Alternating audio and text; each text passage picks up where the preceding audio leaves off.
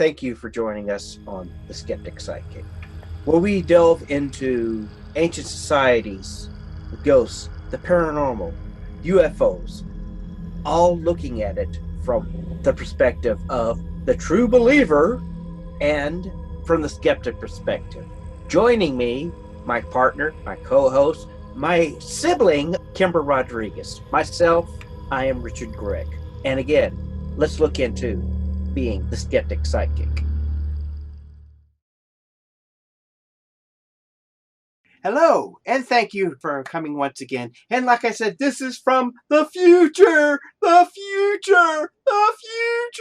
which will probably be the past later on. But my name is Richard Gregg, and with me is my wonderful, talented, exciting, breathtaking, smart, funny, wonderful lady that I like to call my favorite sibling, Kimber Rodriguez, and welcome again to the Skeptic Psychic. Kimber, how you doing today? I'm doing good. But calling me your sibling makes it sound like I'm gender neutral, right? Well, I can't say you're my favorite sister because you're my only sister, and I have four brothers. So what should I call you? Say your favorite sibling, your sister Kimbra. I thought that's exactly what I said, but that's okay. So, Yes, I am doing good. It's been a great week. it's been a great week. Yes, it has been a wonderful week. Nothing too exciting has happened this week that I can think of. Anything on your end? Well, let's just say that one of my favorite people in the world celebrated their birthday this week, and I was proud to call them up and wish them a very happy, wonderful, joyous birthday that they really appreciated, and I brought a little joy to their life. Oh, my husband? Yes. Yes, yesterday was my husband's birthday. We celebrated at work. We had a little party and cake and ice cream, and then we went out to dinner with his family and had more cake. And we had a great time. Yes. Also, I'd like to give another shout out to a gentleman by the name of Jim Gregg, wishing him a very happy 53rd birthday, wherever you are. We love you, Jim Gregg. Yes. Happy birthday. Jim Gregg. Yes. That's been noted. Right. Did we mention the fact that it was Jim Gregg's birthday yesterday? For all of you who are curious who Jim Gregg is, that is our elder brother. His birthday was yesterday as well. And so we just want to send out a very happy birthday to him and let him know that he's loved and appreciated. Right. And of next week, we have to celebrate another milestone, the 27th and wait, I have to figure the math out, but you'll be surprised when we do our next podcast. Yes. And also, today is also my anniversary. I've been married to a wonderful, beautiful, highly intelligent companion for the rest of my life, as well as through eternity, my wife, Shauna. Happy anniversary, Rick and Shauna. I hope y'all have a wonderful life together. Yes. But other than that, Make sure y'all stop by our Facebook group and wish them a happy anniversary. anyway, so now let's talk about one of the early investigators and our great, wonderful Hall of Famers. I'm talking about the husband and wife duo, Ed and Lorraine Warren. What can you tell me about Mr. and Mrs. Warren? Well, let me see here. They were paranormal investigators and authors who were associated with some very high profile alleged haunting cases. They had several movies made out of their cases. Some of the noted are Haunting of Connecticut, Amityville Horror, and The Conjuring.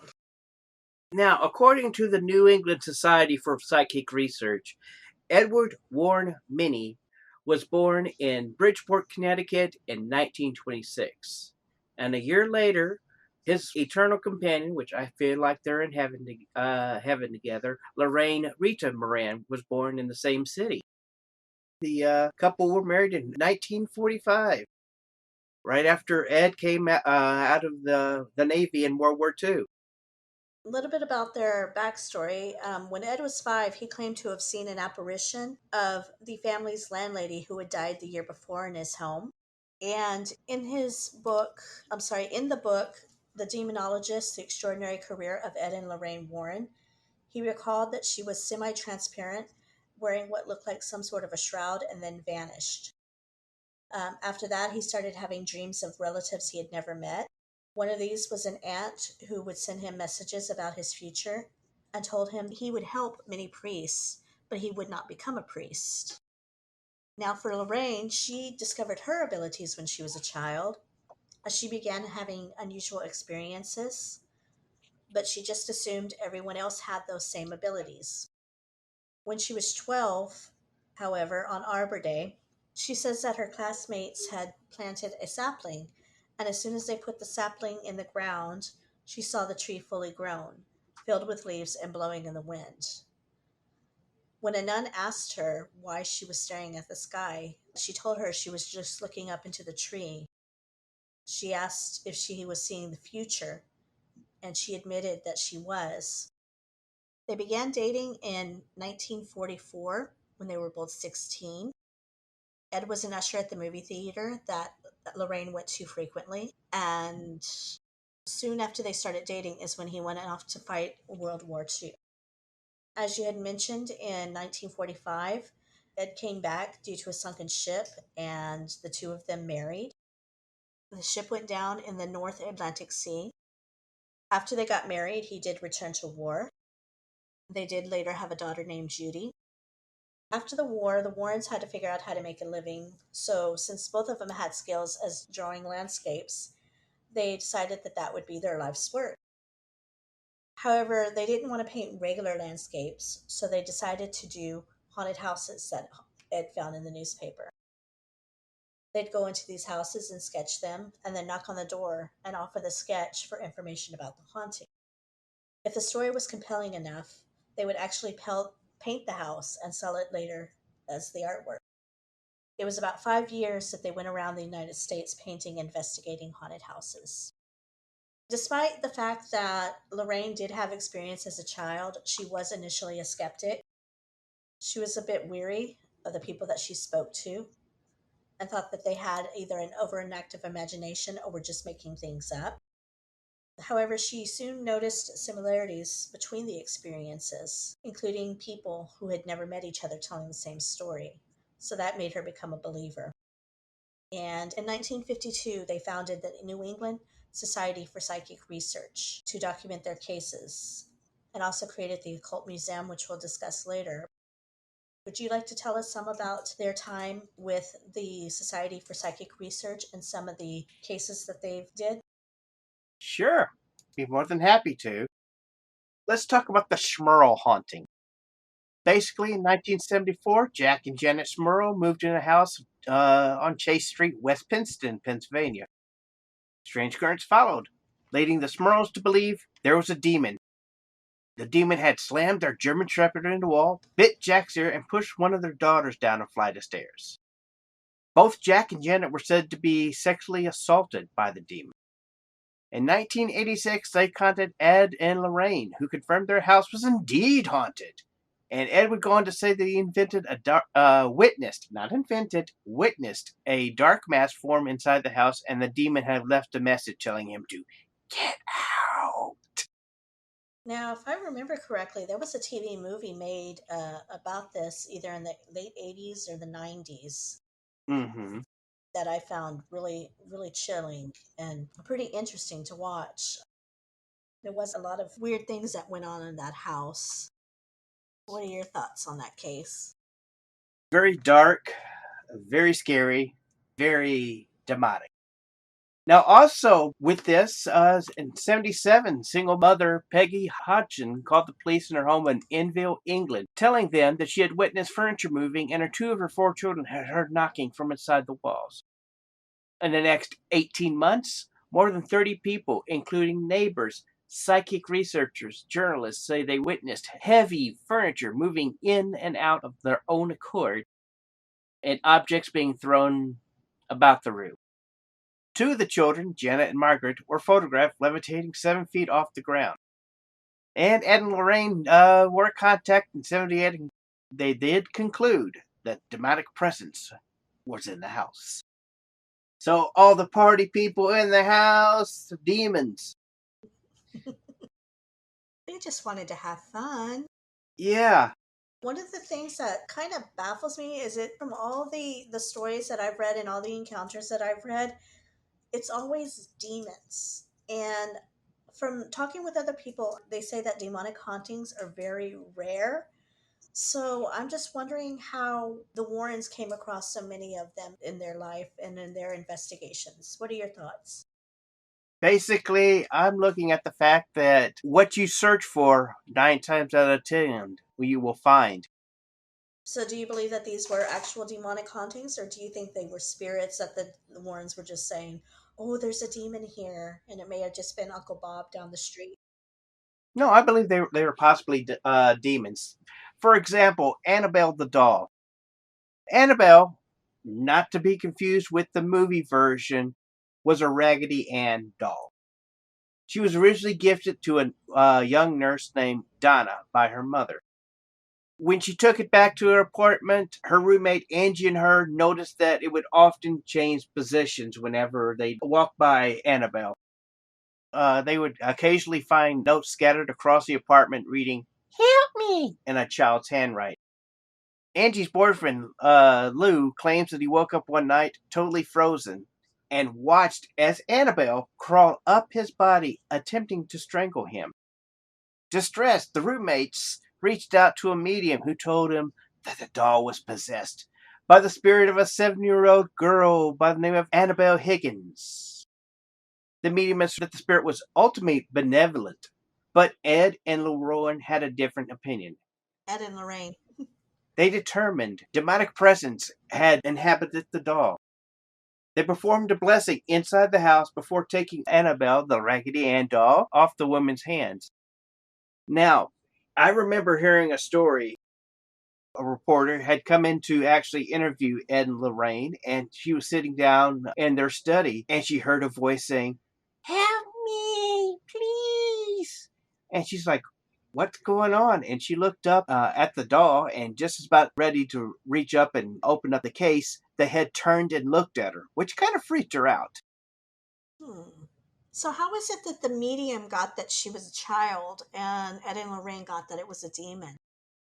Hopefully, on a future episode, when we do talk about haunted dolls, we do go back and look back a little closely on Annabelle, because we're also talking about how many 7-year-old children know how to possess a doll. Okay.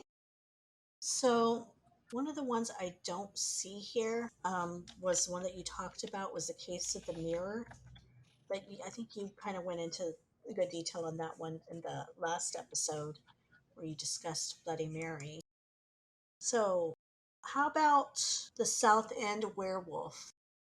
That's an interesting story.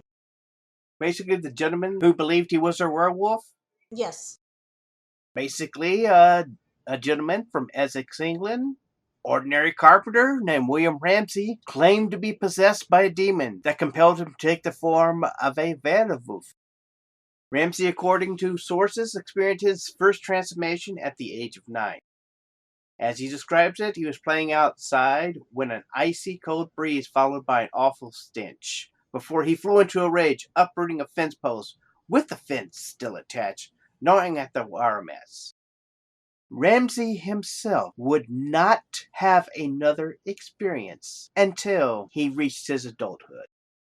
Been reported he would fly into fits of rage, during which he would display inhuman strength, baring his teeth and growling while curling his hands like claws. When the Warrens caught wind of this in '89, they convinced Mr. Ramses to come to church in Connecticut, their hometown, and undergo an exorcism with their specialist, Bishop Robert McKenna. Now, that guy could have been schizophrenic, but they did say after his exorcism, he became normal. So he didn't actually turn into a werewolf. He just started. acting. He believed he did. Okay, but he didn't like transform, like grow hair and long teeth and claws and all of that.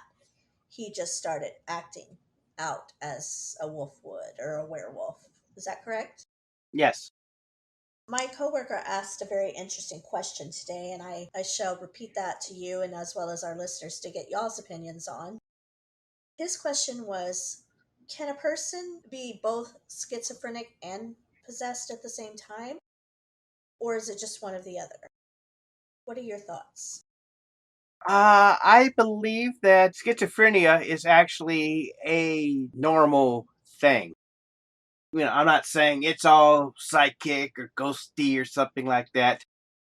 However, on the same flip of the coin, you can be possessed or be mediumship, that sort of thing, and still not be schizophrenic. A schizophrenic could be saying, "Oh, you've been demon possessed." At the same time, you could say someone that was demon possessed saying, "Oh, you're just schizophrenic. Here, let me shove a couple of pills down your throat, and we'll discuss it." But do you think that being schizophrenic opens your mind up to the possibility of these things occurring? Uh, I don't think that it could open up your mind to those type of things. I think there's a brain chemical going on inside your brain. Taking prescribed medication or actually talking to somebody helps when with the schizophrenic. While being possessed, that does not help a person that's been possessed. I'd love to know what our listeners think of this. If you'd like to send us an email or comment on our website, what your thoughts are, if you think that schizophrenia and possession can go hand in hand, or if you think they're two separate things, let us know. Now, what about their most famous case? It depends on what you believe their most famous case is, because some people say it was Amityville, people say it was the Conjuring house. It's your perspective. This is true. Let's talk about the Conjuring house since it's one of the ones that is very popular right now with the movie. We could talk about that as well as the story of the devil made me do it. We can go through both of those if you want. Okay. Okay, the true story of the Conjuring, which the first film is based on, focuses on the Perron family. And in 71, this family moved into a 14-room farmhouse in Harrisfield, Rhode Island, which is on sale right now if anybody's interested. You've got $1 million to spend. And it was inhabited by Carolyn, Roger, and their 5 daughters. And they began to notice strange things happening almost immediately after they moved in. It did start small, such as Carolyn would notice that the broom went missing or seemed to move from place to place. She would also hear sounds of something scraping against a kettle in the kitchen when no one was there. She'd also find piles of dirt in a newly cleaned kitchen. The girls began to notice spirits around the house, and for the most part, they were harmless. There were a few, however, that were angry. Karen allegedly researched the home and discovered it had been in the same family for 18 generations. Many of them did die under mysterious circumstances. The spirit that was depicted in the film Bathsheba was one that Ed and Lorraine picked up when they went to the house. According to Ed and Lorraine, she was a witch who had killed her child and then hung herself in a tree outside. However, the true story about Sheba is she was just a woman who lived close by, who actually died at an old age, surrounded by family and friends. So there is a little discrepancy there. But supposedly, whatever was there did take hold of Carolyn. It wasn't as severe as it was in the movie. However, they did try to do an exorcism, but it was cut short by the husband. Andrea, one of the daughters, claims to have secretly witnessed a seance they did. She said her mother began to speak in languages not of this world, and her chair levitated, and then she was thrown across the room. So that's just a little bit about the true Conjuring story. A lot of it was dramatized from the movie. However, there was an episode of Kindred Spirits. If anybody knows that show with Amy Bruni and Adam Brody, shout out to them. Love you guys. They actually went to the Conjuring house a couple of years ago upon the request of the new owners to do an investigation. And they came back with some pretty cool evidence that it is still haunted. And the cool thing about it was almost the entire family returned to the house to talk about their experiences. The only one who was not there was the mother because she has sworn that she will never step foot in that house again. And to this day, she has kept that promise. So that's just some interesting information about the true story behind The Conjuring. Would you like to tell us a little bit more about the true story of The Devil Made Me Do It since that's their latest movie? Sure, not a problem. I did find that wonderful article about Ed, Lorraine, and that wizard mirror. Oh, okay. You want to tell us about that first before we discuss The Devil Made Me Do It? Sure.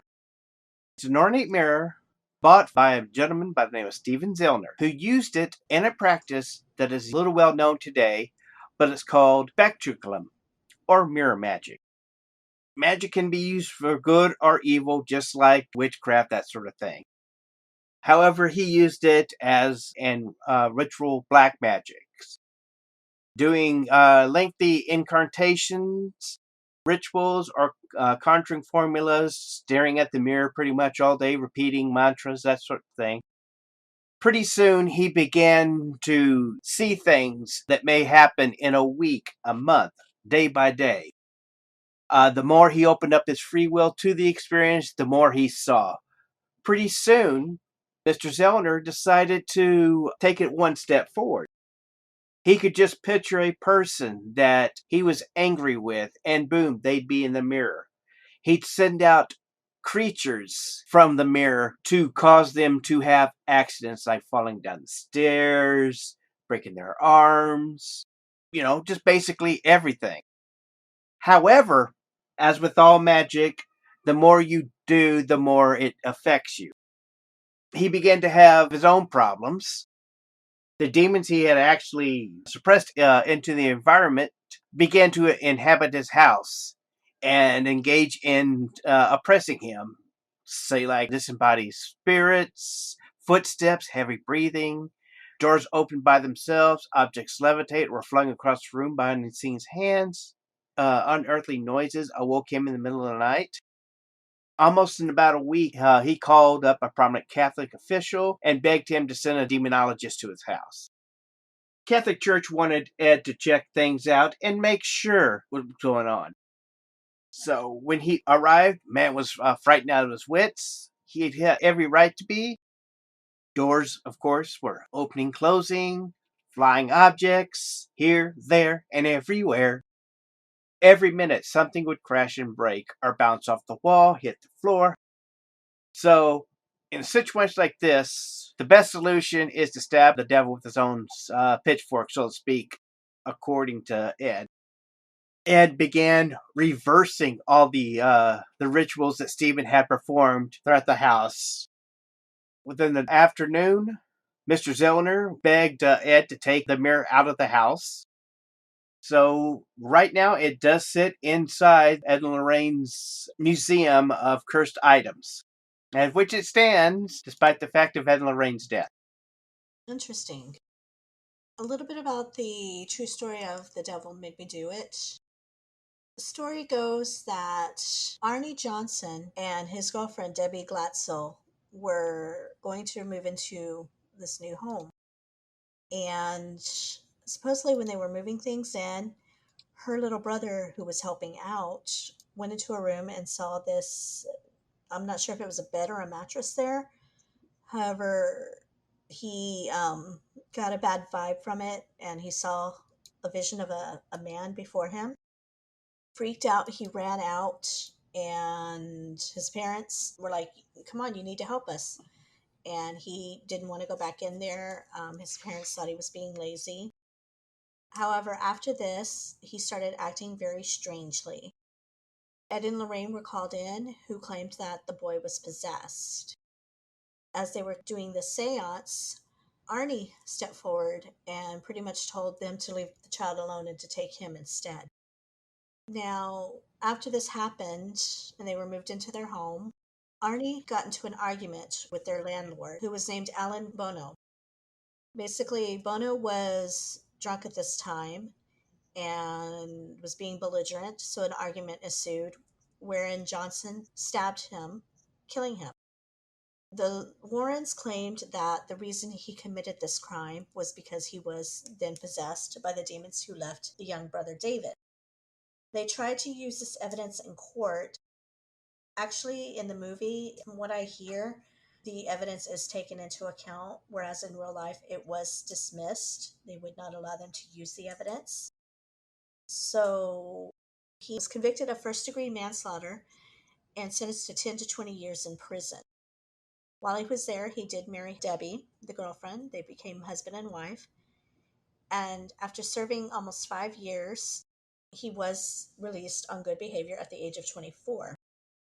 Interesting side note, in 2007, the young boy David, Debbie's brother, and his other brother tried to sue Lorraine, saying that David had never been possessed at all and that he was manipulated and exploited by the Warrens and the author of the book, The Devil Made Me Do It, which was Gerard Brittle.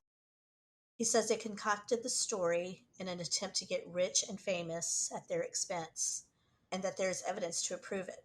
However, Arnie Johnson, to this day, stand by the demon story, along with his wife Debbie and David's sister. Debbie did recently pass away and was involved with the marketing of the movie. In an interview recounting the exorcism and murders that are featured in the film, she is quoted as saying, "A newspaper came and I told them what happened." She says the day following the murder, he was possessed. So that's a little bit about the true story behind The Devil Made Me Do It. Why don't we talk a little bit about their famous occult museum? I know you've mentioned that a couple of times already here. Be more than happy to. It's located in Monroe, Connecticut. It's actually right now temporarily closed due to the fact of zoning violations. Oh, sorry. It is officially permanently closed due to zoning violations. It had been open since 1952 when the Warrens founded the New England Society for Psychic Research. It is an ever expanding collection of knickknacks, artifacts, tokens, beautiful little things. Throughout their cases, the Warrens had collected these trinkets and totems and doodads they claimed to be defiled by evil, locking in the museum to keep them safe from the public. The collection itself, which is eccentric, contains everything from alleged vampire coffins, child tombstones used as a satanic altar, death curses, demon masks, and psychic photographs line the museums, accentuated by a Halloween's bounty of plastic props. However, not only can you see the mirror there, you can also see the cursed Raggedy Ann doll, which mostly famous is known as Annabelle. She sits in a glass case backlit by a haunting red light. Right now, the family of the Warrens are actually looking for a new location due to zoning issues, but right now they are saying the Warren Occult Museum in Monroe, Connecticut is closed. I really hope they find a new place because that's somewhere I think I would enjoy checking out. Maybe they can do something with Zach Baggins because I know he has his haunted museum in Las Vegas. Maybe they can collaborate together and come up with something to do with the Warren's Occult Museum so all that stuff doesn't, just go forgotten. A little bit about their media appearances. Lorraine was featured in several episodes of Discovery series A Haunting, in which she discusses some of the cases that she has worked on along with Ed. She was also on A Paranormal State, where she was a guest investigator. Ed and Lorraine both have appeared on Scariest Places on Earth. And she has a cameo appearance in the 2013 film The Conjuring, where she acts as a credited consultant. In 2012, she appeared in a documentary film called My Amityville Horror, where she was reunited with Daniel Lutz, whose family allegedly plagued by supernatural happenings in 1975, where she originally visited the house with Ed after the Lutz's family fled from the house after 28 days of occupancy. Over the years, there have been several films and series that have been released based on their cases. As we mentioned before, there's the Conjuring series, the Amityville horror movies. And as I mentioned on the Smurl haunting, there was a made for TV film called The Haunted, based on their haunting. And they also did in 2009 The Haunting of Connecticut. Also, their nephew John Zaffis is a demonologist, and he has also made several appearances on several TV series, doing, investigations and exorcisms as well. What else can we discuss about the Warrens? Sadly, Ed and Lorraine are no longer with us, as I said before. Ed actually died, I believe, in 2006. Do you have the exact date? August 23rd, 2006. Right. And I believe Miss Warren, She died April 18th, 2019. right. And knowing fully that they touched the lives of the paranormal world. There was a lot of skepticism and controversy behind their cases as well. Not only was there the lawsuit from David Glatskill, but there was claim that the haunting of Connecticut was a hoax. There's not really any video footage of said werewolf exorcism, nor is there any type of public documentations on that. They were accused of having no credentials while investigating the Smurl haunting, and there has been some questions in the authenticity of their Union Cemetery Lady in White video. And even I know with Amityville, there has been questions upon their investigation there. Right. The Unveiling horror, I would love to discuss that in a future episode because that controversy is the fact of some people believe that the Lutzes made it up and the Warrens were just along for the ride. Hmm. Yes. But despite all the criticism and accusations, Lorraine did test her psychic abilities, and the test did come out that it was true. She really was able to see and hear things. And they're still beloved figures in the paranormal community and by a lot of people. They are a couple of people that I wish I could have met before they passed. I had heard Lorraine in several interviews, and she just seemed like such a good, sweet, genuine person, full of love and light. So, I don't know. What are your final thoughts on Ed and Lorraine? I believe that Ed and Lorraine did have a gift. I believe that they pretty much walked the walk and talked the talk. They really didn't make any money off of any of this thing that they were doing until years later when some person approached them about doing the Conjuring movies. Yes, they'd have public appearances or they would do lectures, but most of the time they were a small fee or voluntarily coming to do these lectures. So I don't think they were really looking for the big goal of money situation when it came to their cases. They were looking on helping these people. But that's just my thoughts. Your thoughts? I agree.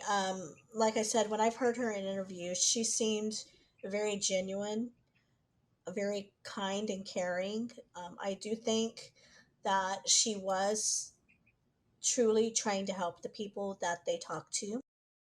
As I mentioned earlier, I do find it was very interesting how everything they came across was demonic. Or, oh, you have a demon in your home, which sometimes I'm thinking, okay, maybe it was just Uncle Bob from down the block. But I don't think she had any ill will in her intentions. I think she really did go in there with the intention of helping the family who was suffering, and the only thing she wanted to do was put their minds at ease, her and Ed both. And as I said, their nephew John Zaffis continues to work with people to this day, and he speaks very highly of his aunt and uncle. He himself seems like a very wonderful, genuine person. Someone again I would love to meet if life permits. But yeah, that's my take on it all. Any final thoughts on the Warrens? Again, like I said, when we're talking about Ed and Lorraine, we're not looking at people that are out there to make money. I think they were really interested in trying to help these people as well as satisfy their own curiosity. I've also loved the fact that both of them were very shy, unassuming. In fact, most of the time, if you've ever seen Ed and Lorraine talking in interviews, it was mostly Lorraine doing the talking while Ed kind of sat there, very nervous and very uncomfortable in front of the spotlight. Yes, he definitely seemed like he was the more reserved of the two, whereas she was definitely more charismatic and very open and outgoing. But I agree, I don't think that they were necessarily in it for the money, as some people claim. Anyway, thoughts, questions? Pretty much our fans will be in control of this. We'd love to hear our listeners' opinions. Join us in our Facebook group, The Skeptic Psychic. You can continue this discussion there. Do you have anybody that you'd like to recommend this week? Why don't you guys send us recommendations so that way we can actually take a look at them and see what exactly you guys feel like? Getting our fans active in our chat society, which is either you can go to our website, theskepticpsychic.com, or join us on our Facebook, Skeptic Psychic. Share your ideas on what the best podcast is that you like to hear more. I would like to recommend one of my favorite comedians. She's absolutely hilarious. I love her because she's very clean in her comedy, and that's Miss Angela Johnson. She has on YouTube Ghost Stories with Angela Johnson, and they are recorded live. She has some great guests that come on and tell their stories, as well as um, in the comments, she shares the stories with her viewers. You can also listen to the podcast wherever podcasts are found. So, yeah, check her out. If you haven't seen her comedy, check out her comedy skits on YouTube as well. She's really funny. And again, one of my favorite comedians. Also, we ask for our listeners to rate us and review us on Apple Podcasts or even Podchaser. You can review us as well. I always like to recommend at the Apple Podcast 5 stars. 5 stars. Yes, we will accept any rating, however, and we will read the reviews, even the bad ones, because we can learn from those. But we do ask that you do that for us. And if you'd like to share your stories or if there's anything that you want us to discuss, you can always email us at info@skepticpsychic.com. Or you can even check out our website, Skeptic Psychic, and send us a message from there. Next week, we have another great interview. We are interviewing a wonderful lady who had a near death experience. Her name is Lindsay Jewell, and she's going to be talking to us about her spiritual awakening and her near death experience. So we invite you all to listen in to that one as well. Anything else you'd like to add this week? I do want to say that you guys have a great week and remember that we love you and we want you to remind everybody to stay safe and loving and unpleasant nightmares. Sweet dreams, everybody. Good night.